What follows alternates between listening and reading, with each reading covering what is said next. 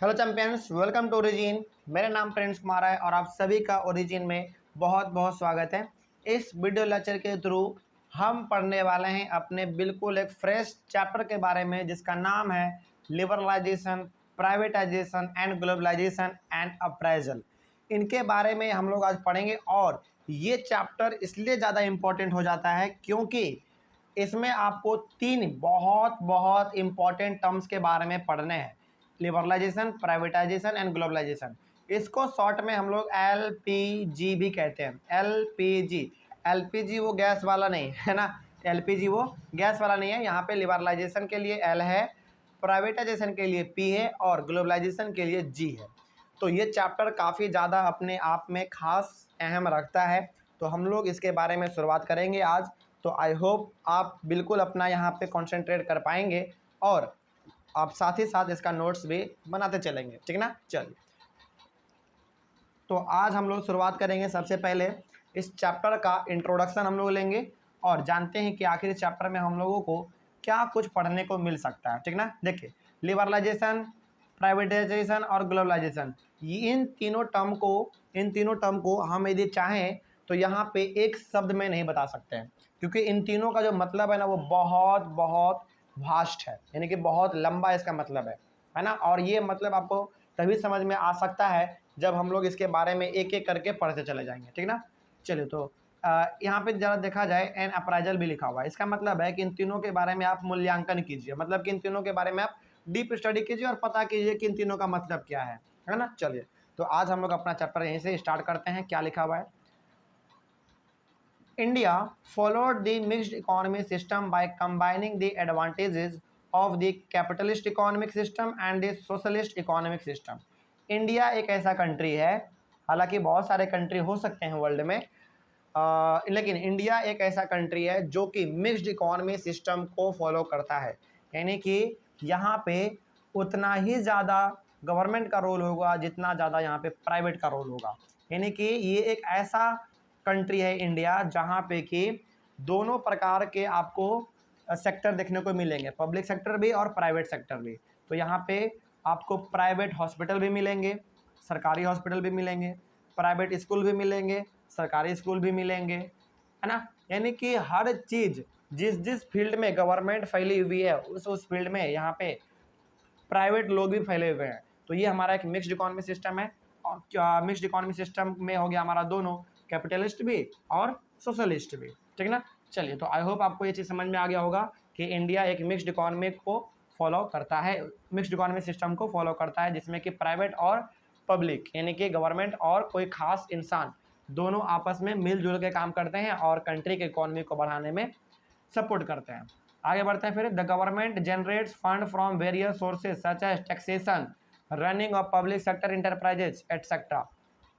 तो सवाल ये है कि गवर्नमेंट, चूँकि गवर्नमेंट तो सोशल वेलफेयर का काम करती है, तो फिर इनके पास पैसा कहाँ से आता है, फंड कहाँ से आता है? तो इनका जो फंड का सबसे बड़ा सोर्स है ना वो है टैक्सेशन।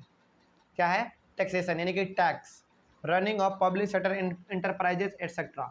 तो गवर्नमेंट के पास जो फंड आता है, गवर्नमेंट के पास फंड आता है तभी वो रोड बना पाते हैं, ब्रिज बना पाते हैं, है ना।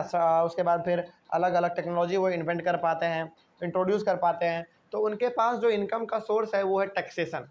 यानी कि इसका मतलब ये हो गया कि जो भी चीज़ हम लोग सरकारी इस्तेमाल करते हैं उस पर हमसे टैक्स लिया जाता है। जैसे फॉर एग्जांपल यदि एग्जांपल देखा जाए तो जब हम लोग फॉर एग्जांपल यदि ट्रेन पे चढ़ते हैं तो ट्रेन पे टिकट लगता है ना।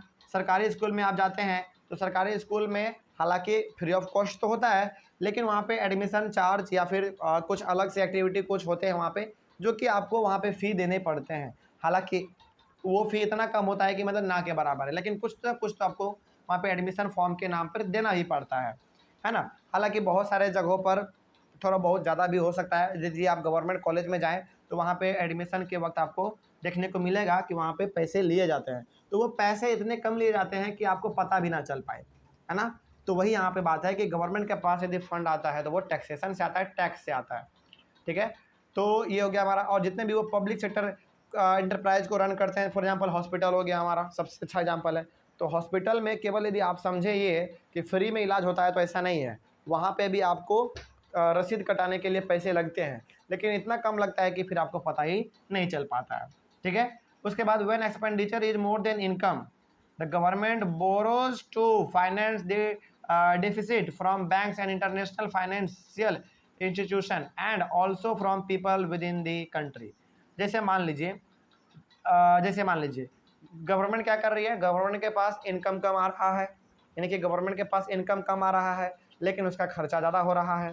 लेकिन गवर्नमेंट का तो काम है कि सोशल वेलफेयर करना।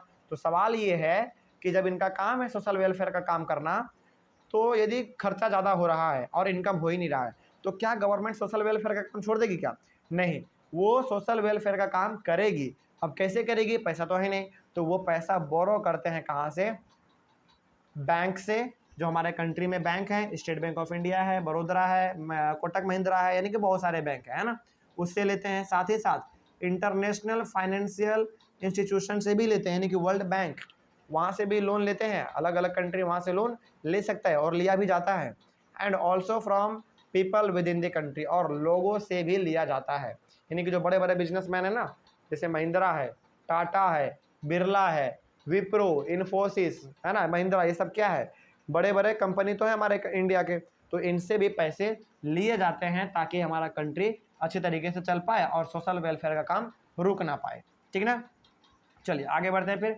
When we import goods like petroleum we pay in dollar which we earn from our exports. अब देखिए होता क्या है, हम लोग यदि किसी कंट्री से कुछ चीज़ का लेन देन यदि करते हैं ना, तो हमको पे करना पड़ता है डॉलर में।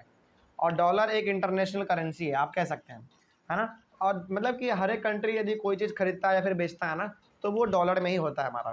तो यदि मान लीजिए हमको कहीं से पेट्रोलियम मंगवाना हो, तो पेट्रोलियम के बदले हम लोग उसको पैसे तो देंगे। तो पैसे क्या देंगे? हम लोग पैसा रुपी नहीं देते हैं, हम लोग देते हैं डॉलर। अब बात है कि डॉलर आता कहाँ से है? डॉलर तो हम अपने कंट्री में छापते भी नहीं हैं, तो डॉलर कहाँ से आया? तो डॉलर वहाँ से आया जब हम लोग कोई चीज़ बेचते हैं, तो वो सामने वाला भी हमको क्या देता है? डॉलर देता है। समझिएगा चीज़ को। मान लीजिए कोई चीज़ हमने बेचा, किसी दूसरे कंट्री को हमने बेचा, तो वो हमको उस बेचे हुए चीज़ के बदले में क्या देगा?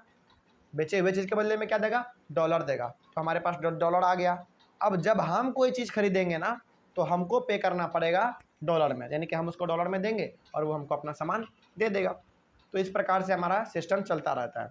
तो आई होप आपको इस चैप्टर का इंट्रोडक्शन तो थोड़ा बहुत समझ में आ गया होगा, है ना। उसके बाद फिर हम लोग अपना एक नया टॉपिक स्टार्ट करेंगे इकोनॉमिक रिफॉर्म्स के बारे में, ठीक है ना। चलिए, thank you very much and have a nice day.